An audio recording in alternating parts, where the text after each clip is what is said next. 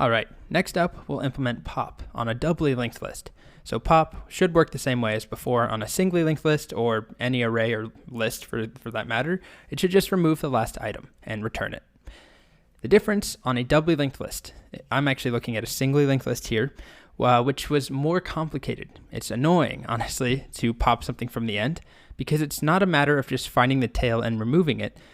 Well, that actually is the problem, because to actually remove the tail, we have to find the item before the tail and set the .next property to null in order to chop that, to sever the bond.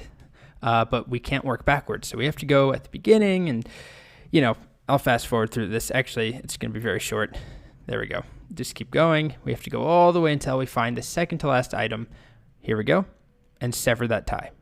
A doubly linked list is much easier. We just start at the tail and we can just access .previous. So if I want to remove the last item, we just start there and work backwards. So the pseudocode looks like this.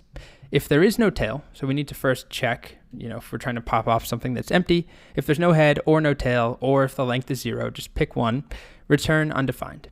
So if it's an invalid pop, if there's nothing to pop off, return undefined. Otherwise, take the current tail, store it in a variable so that we can return it later. So we're going to chop off the connections, the lifeline between the second to last item and the tail, but we need to first store the tail so we can return it. There is a special case. If the length is 1, set the head and the tail both to be null because the list is now empty. Update the tail to be the previous node.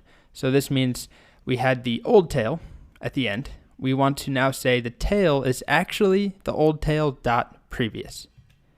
Then we want to now take the new tail that we just updated. We moved it back one item. We want to take its dot next and make it null. So that's what was happening here. If I step back. All right, so we find the tail. We move the tail to this item. Now we want to say this dot next is null.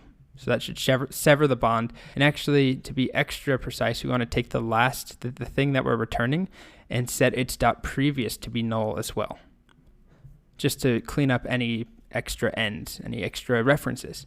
Then we subtract 1 from the length because we pop something off, and then we return the value that we removed. And that's it. So the slides don't make this very clear, but actually they don't say it at all.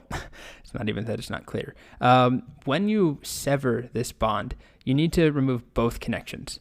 So it's not enough just to say this dot next is null to get rid of one direction.